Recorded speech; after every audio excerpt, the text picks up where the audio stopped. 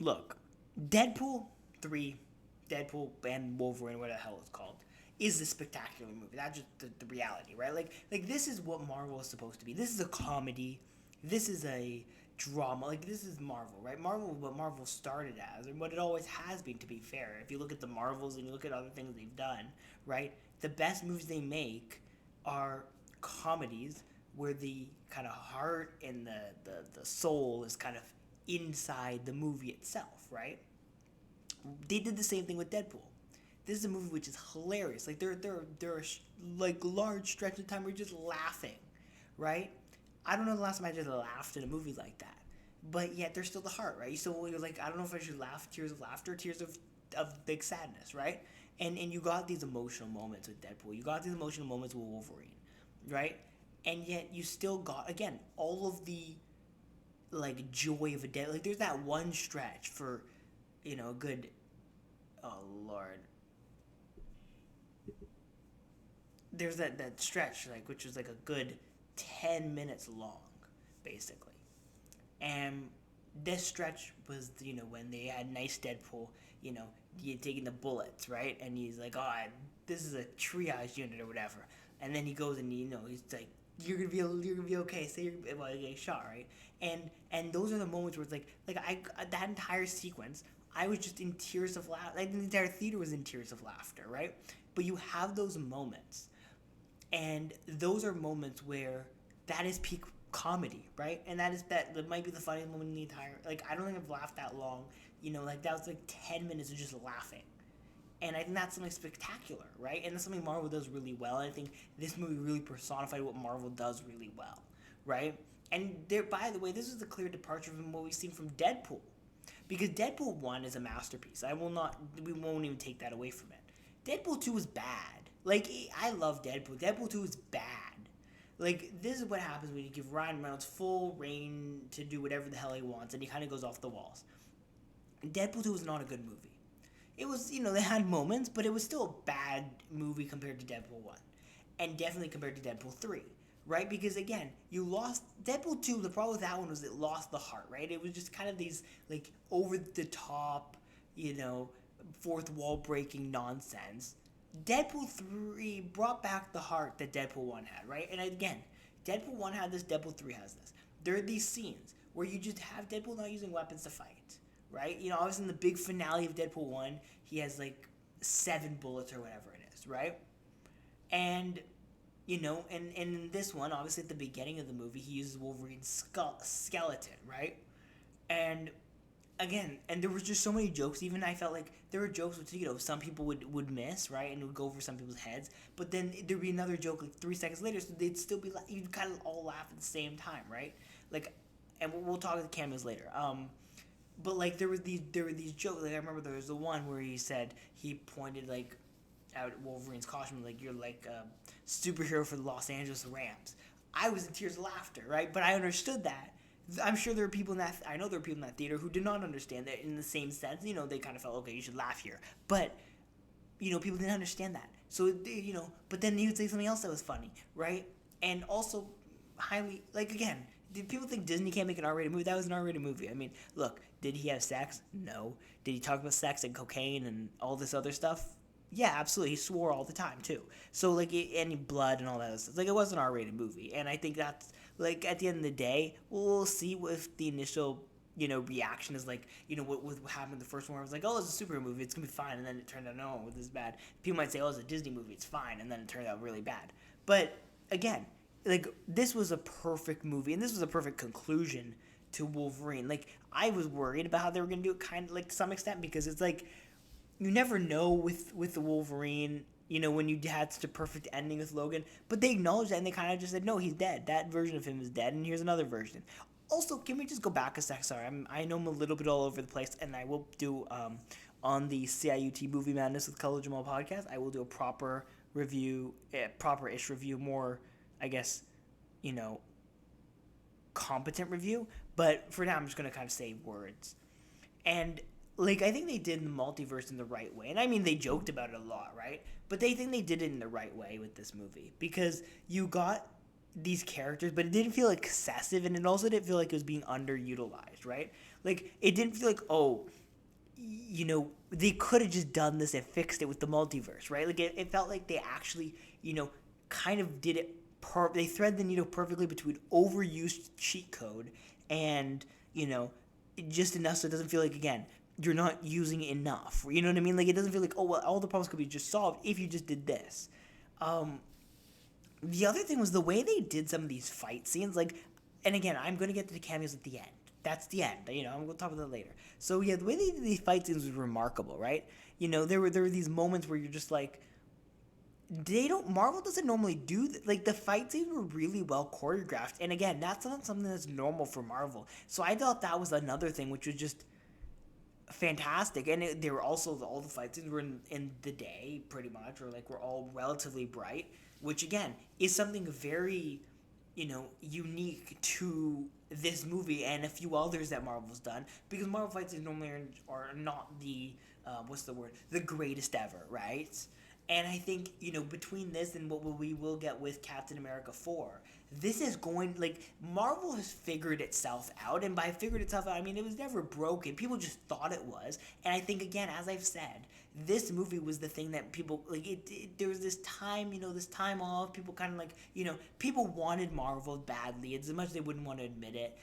Everyone is back. I guarantee you, this movie put everyone back on the Marvel train. Because they'll tell you what. And I never left the Marvel train, to be fair. But a lot of people did, and they're like, yeah, this universe is not dead. The universe that this movie made, the universe that made this movie is not dead. And if you think it's dead, you're a fucking idiot. Because at the end of the day, the movie that was made, that Deadpool 3 movie, that is Marvel, right? That is what Marvel has been, what it will continue to be. That's what the Marvels was.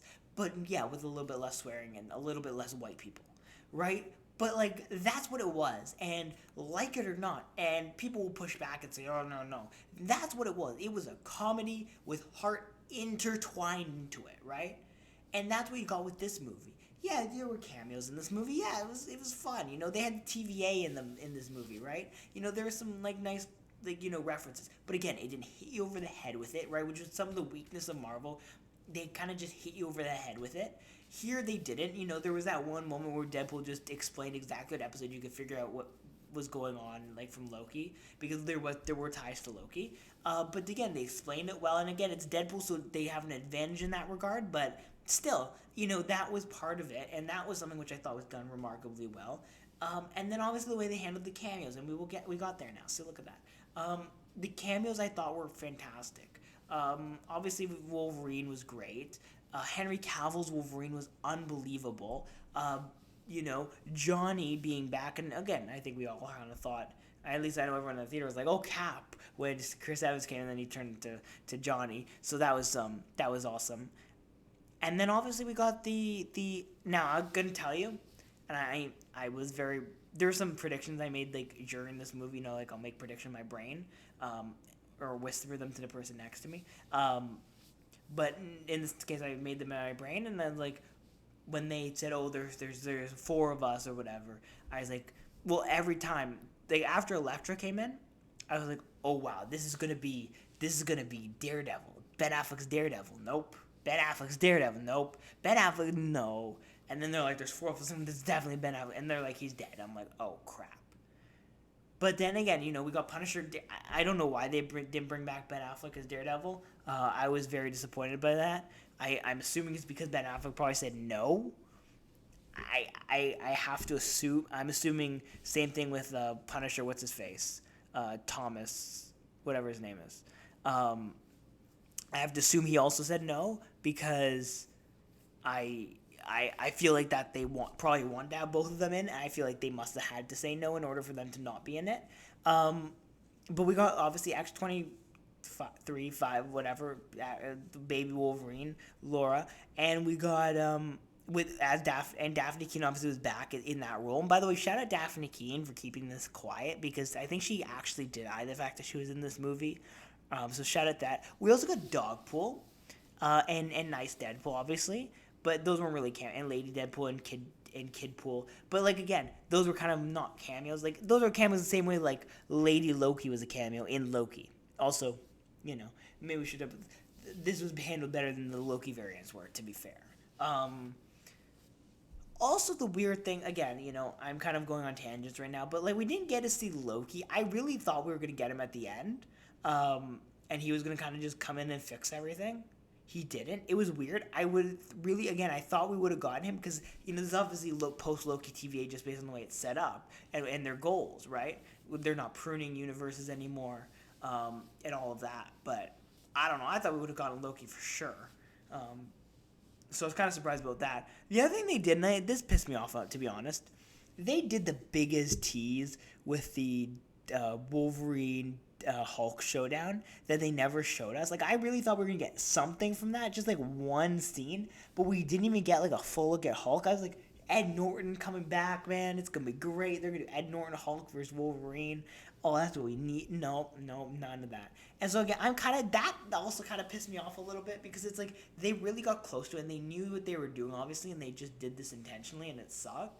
The other character who I think should have probably been, I really wish was in this, and I know he would have come back for this too without knowing, any other information. Man, Nick Cage Ghost Rider would have been awesome in this movie, with that group. And obviously, oh yeah, I forgot, we got Gambit.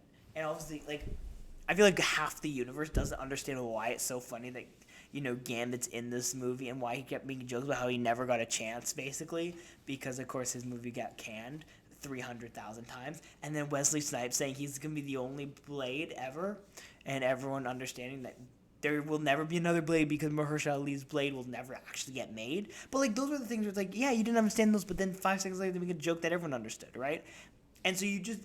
Again, it was just like a really perfect movie. Like the comedy worked, right? But then there were also these moments where you just shut up, right? Like the entire, like the theater basically is kind of like an orchestra, right? It's the conducting and whatever, right? Because like there are these moments where everyone be in tears of laughter, like that 10-minute sequence, with Deadpool and nice Deadpool getting killed, and then obviously Wolverine and the dog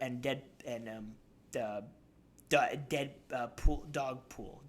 That's the one.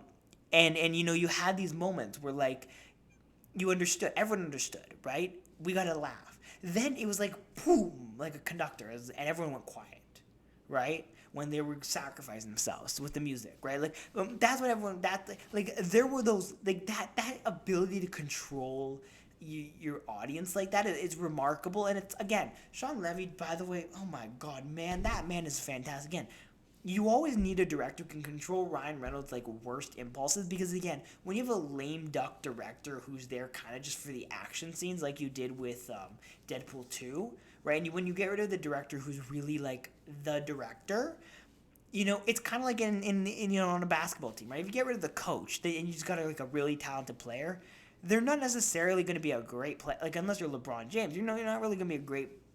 Your team's not going to be really great. But with this, it's like when Ryan Reynolds has that director who's like just really good at directing, Ryan Reynolds can just thrive, and I think he just thrived in this. And I think again, he isn't overburdened by like having to try to tell the story. And again, if he tells the story he wants to tell, he's just doing a lot of Deadpool and not enough of anything else, right? Now, let's talk about the villain, because I don't know. So this is the thing. I'm happy with Cassandra being the villain. That was fine. I'm a little bit less happy about how they killed her, because she probably shouldn't have died, because like it just felt like she was so powerful that like I don't know. It feels like she just should not have been like they killed her too easily, it feels like. And I mean, I don't think they're going to bring her back either, which is the other thing. Like it's like different if okay, they killed her. We know they're going to bring her back, because I don't think they're going to bring her back. And so it feels a little bit awkward that they kind of just kill her like that. Again, I understand, yeah, time, energy thing, but like even Deadpool and Wolverine survived, right? Like, she really should have survived. I don't, and also like, I mean, not the greatest, most compelling villain ever, but again, this was not a movie that you needed like some fantastic, deep villain where, you really felt sympathy for them. Because it was, again, it's supposed to be a little bit ridiculous, so having that one-off villain type thing works really well. But they're just like, again, the fight scenes that I just keep thinking of that were incredible. I mean, the jokes were like, it just fit as a movie, right? And I think if you zoom out in the bigger picture of Marvel, I mean, if you needed proof that Marvel was still alive and well, and that it hadn't died, I think this movie is that. You have this movie has everything. Like this is a movie which has everything, right? Like, it's amazing. It's like, at the end I felt like I was on a Disneyland ride, and I'm like, I want to go again. Can I go again?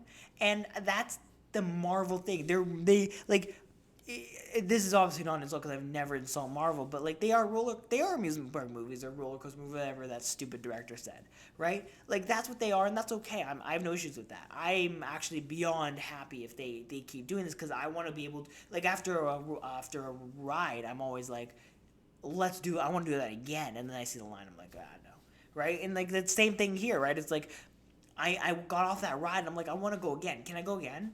And that is a good movie. And again, this is probably one of Marvel's best movies ever. I do say that. I mean, it's between that one, Infinity War and the Marvels, to being like top three. But again, I think I'd have to probably watch a Deadpool 1 again, because that was a masterpiece of a movie. Just like, it was concise, it was perfect, it was fantastic. But this movie comes close, right? And again, they do the Wolverine death thing twice, and they do it perfectly. I mean, obviously Wolverine doesn't die at the end of this, but um, you know, and they also didn't tip their hand either, which is the other thing I need to give them credit for, right? Like, they didn't tip their hand on what, like, they didn't get over anxious. They brought things back. They did Doctor Strange Multiverse of Madness better than Doctor Strange Multiverse of Madness did Doctor Strange Multiverse of Madness, right? Like, the Illuminati thing, like, that was cool at that point. But man, the way they handled the cameos in this movie was better than that, and I think that's the strategy. Like, I think there is a path. Like, there is some sort of, like, real way to make all of these different pieces work. I think this movie showed you there is, right? There is a path. Now, look, it won't be always perfect like Deadpool, right? Because you don't have all the flexibility you do with Deadpool, but I think there is a path for the future, right? Where you can have these cameos and in the multiverse things still work. And again, it is not something where it's like if you think the MCU is dead after watching this, I need you to go get your brain checked, because clearly the MCU is alive and well. I think Captain America 4 is going to be amazing. I think Agatha's going to be, the TV show is going to be amazing. Like, I think this is the MCU. We're ready. We're back. I mean, I've been waiting so long for this. This movie is fantastic. And, again, the TVA existed. They weren't, it all made sense continuity-wise. I feel like, because at first it's kind of like, okay, is the TVA going to really be effective? Yeah, no, that was good. Like, everything worked in this movie. And I'm probably missing other things. Again, check out ciut.fm. Go to Movie Madness with Khalil on all podcast feeds if you want my full review, probably next week from when this is coming out. But, that'll be when my full review comes out, because or I might make another review. I might talk about it, bring some people on and talk about it. Who knows? Anyways, with that being said, what did you think of the movie? Did you absolutely adore this movie like I did? Do you think is this better than Deadpool 1? And is this better than the Marvels? Those are the questions we must answer. But with that being said, thank you all for watching. Don't forget to like, subscribe, comment, share your thoughts on the movie. It's 11:57, so my rambling, I apologize for that. I could make a better review, but I'll do that tomorrow, maybe. I don't know. Anyways, I have energy, and I mean, who knows? Maybe I just won't make another video for 3 months again. Who knows? Anyways, see you next time.